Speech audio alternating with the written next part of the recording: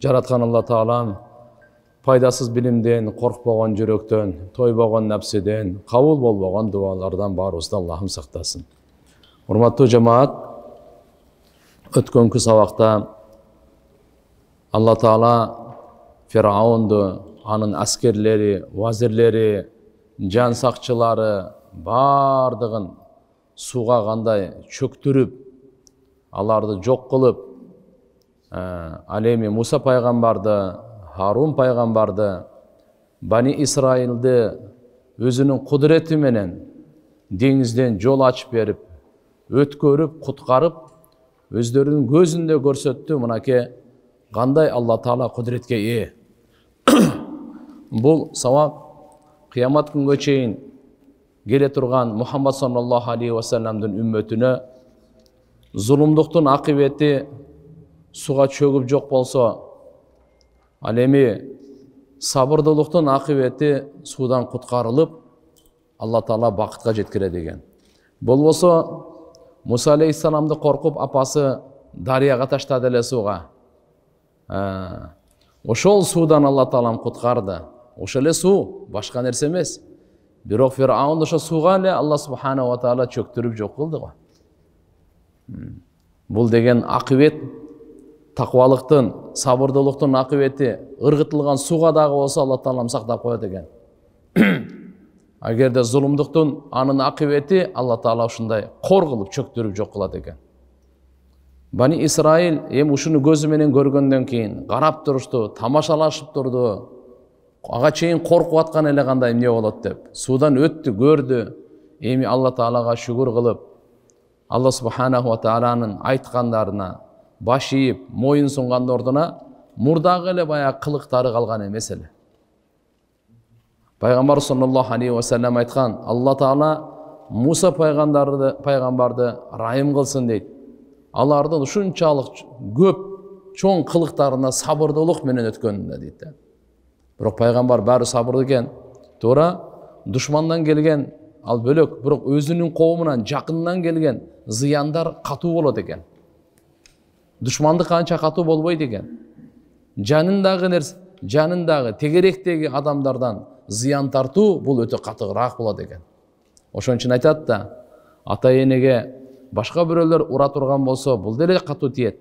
Бирок өзүнүн баласы же кызы ура турган болсо, ата энесин бул таптакыр башкача тиет да бул. Узактагы адам сени алдап кетсе эчтеке эмес. Сенин жакының сени алдаса, анда бир башкача экен да, бул катуу тиет да. Башка бирөө сөксө эчтеке эмес, ал деле кичине эми жүрөк эме болот, жоочун киши. Бирок өзүңдүн балаң өзүңдү сөгө турган болсо, бул башкача да. Ошон үчүн мыналдагы Муса пайгамбар Фираундан тарткан ызалар ал эчтеке эмес эле. Бирок карап туруп, Бани Исраилден тарткан ызаларга канча сабыр кылды. Мынакей Алла субханаху ва таала Кур'анда айтат, А'раф сүрөсүндө, "Фантaqamna minhum fa'aghraqnahum fil yam bi'annahum kadzabu bi'ayatina wa kanu anha ghafilin." Биз өчүбүздү алдык дейт Фираундун. 1.600.000 жакын аскердин бардыгын фa'aghraqnahum суга чөктүрдүк анын бардыгын деңизге. Себеби эмне? Себеби алар жалганга чыгарып турушту да биздин аяттарыбызды. Мужизаларыбызды жалганга чыгарып турушту. Белгилерибизди жалганга чыгарып турушту. Алланын кудуреттин белгилерин кайра-кайра. Жана алар ошол мужиза кудурет белгилерден бекапар болушту да. Ой жүргүзгөн жок да. Ушундай болуп жашоо кете берет экен деп ойлоду. Акыйкатта жашоо андай боло бербейт да. Алла Таалам бир мүмкүнчүлүк берет экен. Себеп ал боору керек экен. Тоба кылып каларбы, кайтып каларбы деп Алла райымдуу экен. Таптакыр болбогондон кийин анан азабына кириптер кылат экен. Азабына кармап коет экен. وأورثنا القوم الذين كانوا يستضعفون مشارق الأرض ومغاربها التي باركنا فيها وتمت كلمة ربك الحسنى على بني إسرائيل بما صبروا ودمرنا ما كان يصنع فرعون وقومه وما كانوا يعرشون. Эми Фираун бардык вазирлери, бардык кызматкерлери, мемин деген кыйындары, байлары, амирлери, ошо жан сакчыларынан бери бардыгы эми суга чөбүп өлгөндөн кийин алардын мал мүлкү калды, бактары калды, булактары калды, сыйлуу жайлары калды. Ошого Алла субхана ва таала мына Бани Исраилди мындай кылып мурас кылып койду, калтырып койду. Эчтекеси жок эле, коркуп атат эле, коркунуч дагы кетти. Каяктан акча таап, кайсы жака мал мүлккө ээ болобуз деп. Мына Алла таала айтат, биз ал коомго эмне кылып мурас кылып берип койдук Бани Исраилге. Ану кану юстадафуна деп аларды алсыз эсептешет эле да. Эми өзү алсыз эмес эми. Фираун аны алсыз деп эсептейт эле Бани Исраилди. Ушул жерде мына жерде юстадафуна деп алсыз коомго деген жок да, алсыз деп эсептелген коомго дейт. Демек Фираун эсептеп атат, бирок билип коюңуз, Алла таала жардамга келе турган болсо, ал кандай коом болбосун, саны аз болобу, куралы жок болобу, ал алсыз болбойт ал. Башкалардын көзүндө алсыз болгону менен Алла тааланын алдында ал күчтүү. Ал алсыз эмес. Алла кимге жардам бере турган болсочу, ал жалгыз болсо да күчтүү. Ал оорукчан болсо да күчтүү. Куралы жок болсо дагы күчтүү. Башкалар деп алсыз эсептеши мүмкүн, бирок андай эмес. Алла жардамы тарап болгондо ал алсыз эмес тургандар. Ошон үчүн мына жердеги сөз юстадафуна дегени алсыз деп эсептелген, алсыз деп эсептешкен деген сөз менен айтып атат. Бул жерде ишара бар. Ал Фираундун көз карашында алсыз, бирок Алланын алдында алсыз эмес ал. Машарикал ард ва магарибаха аллати баракна фиха. Жердин чыгыш тараптары, жердин батыштары, чыгышка дагы, батышка дагы. Бул кайсы жер эле десе, мына ошол Шам мамлекет менен Мисыр экөөндө да тең. Мына ушу экөөнө тең. Ал бул жердеги эми күн чыга турган, күн бата турган жайлар деп айтып атат. Эми кышында жайында күн өзү бир жерден чыкпайт экен да. Күн азыр мисалы бүгүн кайерден чыкса, эртең ал жерден чыкпайт. Бизге ушундай көрүнө берет, бир жерден чыккандай болуп, андай эмес. Күн 365 жолу чыкса, 365 жолу ар жерден чыгат. 365 жолу ар жерге батат, бир жерге эмес. Мынакей Кур'анда Алла субхана ва таала ушинтип айтып койду, күндүн чыгыштары дагы мындай болуп өзүнүн жайы менен, батышы дагы өзүнүн жайы менен. Кандай болбосун, биз ошол жерге ээ кылдык дейт, ага мурас кылып бердик дейт. Кайсы ал жер экен? Баракна фиха, ал жерде биз береке бергенбиз дейт Алла таала. Эми Шам мамлекетиндеги береке Кур'ани Каримде, хадистерде көп келет. Себеп дегенде пайгамбарлардын мекени болгон Шам мамлекет канчалык Алла таала ал жерде берекелерди койгон. Алланын ушундай бир казыналары дагы бар дейт. Руханий жактан дагы береке, мадди, материалдык жактан дагы береке Шам мамлекет мына бүгүнкү күнү Иордания, Палестин, Сирия, Лубнандын бир топ жагы, ушулардын бардыгын Шам мамлекет. Ливанта деп коет эле. Шам мамлекет деп аталчу да мурдачы. Мисирдин берекеси маша Алла. Умар ибн Хаттаб радыйаллаху анху айтат, Нил деген дария бар. Ан-Нил, Сеййидул Анхар деген. Бул деген бардык дарыялардын ошо бир мырзасы экен да, асыл экен да, Сеййиди деп. Ибн Умар радыйаллаху анхума айтат, Алла таала берекени 10-ду 9-ун Мисирге койгон, бирөөсүн бардык жерге бөлүп бергенде деген айтканы бар. Көрбөйсүз, мына демек Шам мамлекетте, Мисирде Алла субханаху ва таала ушундай бир берекени неме кылган. Мен силерге бир окуяны айтып берейин. Кур'ани Каримден кийинки эле китептер, хадис китептери, Бухари, Термизи, Муслим деген китептер бар. Ошонун бирөөсү Абу Дауд, Сунани Абу Дауд. Абу Дауд Саджистани рахматулла алейхтин ошол сүннөт китептерин топтогону. 12 кылым мурда өткөн да. Ошол Абу Дауд Саджистани рахматулла алейх айтат, Мисирде мен берекени көрдүм дейт. Диндин берекесин көрдүм дейт. Качан адамдар иман менен, таквалык менен жашаганда, Алла таала бир башкача береке берип коет экен да.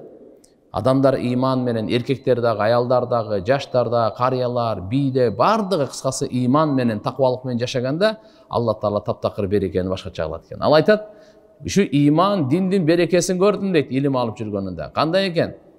Банан 10 карыш болчу дейт. Канча? 10 карыш, банандар 10 карыш болчу дейт. Төөнүн куржунуна бир Апельсинди бирөө батпайт экен, кесет экен дагы жарымын булгуржунга онуна, оң жагына, жарымын сол жагына салат экен мынандай.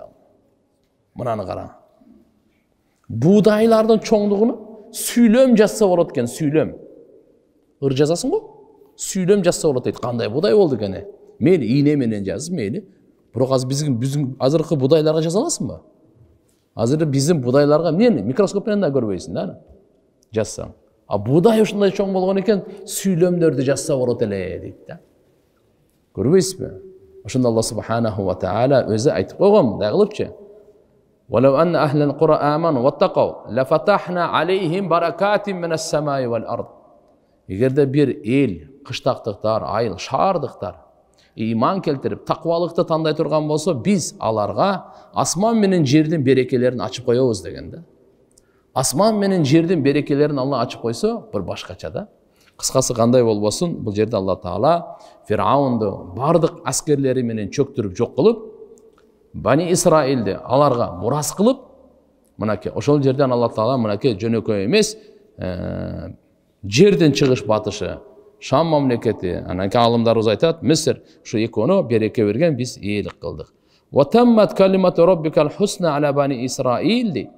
Senin Rabbinin çıraylı sözü toluğu menen büttü degen, vadası degen söz. Allah subhanahu wa ta'ala Musa paygambarga vada vergen elle. Ne dep vada vergen elle? Ertebi geçpi bu Firavun'un baro jok bolot dagı, anın orduна Bani İsrail iyilik kılat. Oşol vadası toluk büttü. Vadаны толық көрүштү булар. Өз көзү менен көрүштү. Musa aleyhisselam айтпады эле. Аса раббукум, мүмкүн Роббуңар жакын арада, эмне кылат деди. Фирауунду жок кылат, силерди анан кийин ал жерде халифа кылат, орун басар кылып, ошого силерге коюп коет. Кийин Алла көрөт силер кандай амал кыларсыңар депчи. Кандай болбосун, мынакей Алла субханаху ва тааланын сөзү, чырайлуу сөзү, толук вадасы таммат, вадасы толук бүттү. Иш жүзүнө ашты. Кандай эле душмандардын бардыгын жок кылабыз? Бардын жок кылабыз? Ал эми силерде үстөмдүүлүк беребиз деп. Себеби эмне? Бима сабару, сабырдуулук кылгандын себебинен. Алар бекем турушту, кыйынчылыкка сабыр кылышты. Анткени сыр ушунда экен да, сабырдуулук, бекем турууда Алла Тааладан жардам сурап, Муса алейхиссалам айтпады эле кыйынчылык тартып атканда, эй Бани Исраил, силер Алладан жардам сурагыла. Жана сабырдуулук менен жардам сурап тургула, Алла Таала өзү жетиштүү. Ал коомду Фираунду кандай кылып жок кылаарын дейт. Демек, сабырдуулук. Алла Тааладан жардам сурап, сабырдуулук менен күрөшүү боло турган болсо, ушул ийгиликтин ачкычы ушул жерде экен. Демек, сабырдуулук менен жөн эле отура бербесен да, Алладан жардам да сурады, ошондон кийин аракет да болду, ийгиликтин ачкычы ушул жерде экен. Хасан Басри рахматуллаху алейхи айтат. Караңыздар, эгерде бирөөгө бир кишиге душмандык кылып атса, бир коом же болбосо жалгыз киши душмандык кылып атса, алар менен эгерде көзүң жетсе, туруштук бере албайсыңбы? Сабырдуулук эле кыл. Алла субханаху ва таала өзү жетиштүү болот экен. Себеп аларга сен эгерде туруштук беретип кармаша турган болсоң, жеңилип калышың мүмкүн, зыян тартып калышың мүмкүн. Сен сабырдуулук кыла бер. Жараткан Алла субханаху ва таалага таштап кой. Алла тааланы кандай өз көзүң менен көрсөтөт, кандай кылып жок кылганын деп айткан. Кыскасы айтканда, бул жерде пайгамбарыбыз Мухаммад алейхиссаламга көңүлүн көтөрүү болуп атат. Мынакей Мекке мушриктери сени кыйнап мындай кылып атат, гыжалат болбо. Биз сага пайгамбарлардын окуяларын айтып берип атабыз мынакей. Фираун кандай күчтүү болуп, кандай аскерлер менен жок кылдык, Муса пайгамбарды кандай куткардык, ошондой эле сен аркандан ээрчиген, алсыз деп эсептелгендерди да биз куткарабыз. Жана менмин деген кыйын, аларга зордук, зомбулук көрсөтүп аткан залымдарды учуру келет, аларды жок кылабыз депчи. Мына бул сабак туугандар. Wa dammarna ma kana yasna'u fir'aun wa qawmuhu wa ma kanu ya'rishun deydi. Biz talqalap saldık ko deydi. Kıyrattық deydi Allah Taala. Emneni? Firavundu jana anın qawmун жасаган, курган нерселерин бардыгын, имараттарын, алардын бардыгын biz жөн эле талкалап салдык дейт Алла субханаху ва таала. Жана жөнөкөй эле эмес, wa ma kanu ya'rishun, жана бийик тикелеп бактарды булар тургузган экен. Мейлі алар жүзімдер болсын, башқалар болсын, көтөргөн имараттар, махалдар, мындай жайлары, кан сарайлары, ошондой эле мына немелери, дарактар, ушу бардыгын биз аларды жөн эле талкалап салдык. وجاوزنا ببني إسرائيل البحر فأتوا على قوم يعكفون على أصنام لهم قالوا يا موسى اجعل لنا إلها كما لهم آلهة قال إنكم قوم تجهلون. Эми ушундай Алла субханаху ва таала өзүнүн нематтарын эстетип атат Бани Исраилге. Бани Исраил, ушундай жаман нерселерден куткарып, зулумдуктан куткарып, душманыңарды көзүңөрдөн алдыңарда жок кылып бердик. Эми Алла таалага силер шүгүр кылып жашагыла деген чоң чакырык бар. Булар судан өттү. Нар өтүп баратса, кетип баратса. Мына Алла таала айтат, биз Бани Исраилди деңизден өткөрүп койдук. Соң алар ушундай бир коомдун жанынан өтүп барат экен. Ал коом болсо Будда, сөлөкөттөр, бутпарастык кылып ошого сыйынып аткан экен. Ошо сыйынып аткан экен. Муса алейхиссаламга Бани Исраил айтат: Муса дейт, сен дагы мыналардын кудайы болгондой бизге да ушундай бир кудай жасап бербейсиңби деп атпайбы? Көзгө көрүнөт экен. Эми Алла таала көзгө көрүнбөйт да. Алар болсо эми көрүнгөнгө сыйынганды жакшы көрөт экен, дагы кээ бирлер риваяттарда келет, уй болчу дейт ал. Кээ бирлер башка дейт. Кандай болбосун, мына жерде айтат, алар ошол буттарга сыйынып атышкан экен ал коомдун жанынан. Бул жерде эми эмне деп атат? Буттарына сыйынып жаткан коомдун жанынан өтүп баратып, анан айтып атышат: Муса, калу я Муса, Муса, иджал лана илаха. Бизге да ушундай бир кудай кылып бербейсиңби? Кама лахум алиха, мыналардын кудайынан сыяктуу эле ушундай деди. Муса алейхиссалам ачууланды. Кыжанат болду. Бул сөздүн күткөн эмес эле. Не деди? Анан кийин айтты: иннакум каумун тажхалун. Таң калыштуу бир надан коом экенсиңер деди да. Коомун өзүнүн коому. Силер ушундай таң калыштуу, ушуна акылга сыйбай ушундай бир надан эл экенсиңер деди да. Инна хаулай мутаббарун ма хум фихи ва батилун ма кану яъмалун. Мыналардын азыр ибадат кылып атканын көрүп атасыңар го дейт. Бул жок боло турган нерсе. Инна хаулай дегени албетте булар кылып жаткан иштеринде Алла тараптан кыйроого учурочу, бул кыйрай турган нерсе бул. Мутаббарун дегени бул кыйрага учурала турган нерсе Алла тааланын тарапынан. Жана булар кылган иштери текке кетүүчү. Ва батилу ма кану яъмалун. Булардын баардыгы кылып атканы баардыгы текке кетет. Жок эле нерсе. Ошондуктан силер булардын кылып аткан, сыйынып атканда суктанбагыла, таң калбагыла. Силер Алла таалага мени сөзүмдү уккула, жараткан Алла тааланын буйруктарын аткаргыла, мен айта турган. Кала айтты Муса алейхиссалам: а гайраллахи абгийкум илаха ва хува фаддалакум алал аламин. Эмне мен силерге Алладан башка кудайды издейинби деди да Муса алейхиссалам. Ачуусу келип айтты ошондой. Болбосо Алла таала силерди бүткүл дүйнө ааламга артык кылды го деди. Артык кылды го. Эми өз доорунда Бани Исраилди Алла субханаху ва таала бүткүл дүйнөгө артык кылган. Бирок Мухаммад саллаллаху алейхи ва салламдын үммөтү бардык үммөткө, бардык элге, коомго жогору, бул өзүнүн доорунда жогору болчу. Артыкчылыгы берилген эле. Wa id anjaynakum min ali fir'auna. Эстеген ал убакта биз качан силерди Фираундун элинен куткарганыбызды. Ясумунаkum су'ал адаб. Силерди азаптайт эле го, жаман азап менен кыйнап азаптайт эле го. Yuqattiluna abnaakum. Балдарыңарды өлтүрөт эле го. Wastahuna nisaakum. Кыздарыңарды, аялдарыңарды тирүүлөй таштап коёт эле го. Wa fi dalikum bala'un min rabbikum azim. Мына ушул нерседе Робуңардын тарабынан өтө чоң, улуу сыноо бар.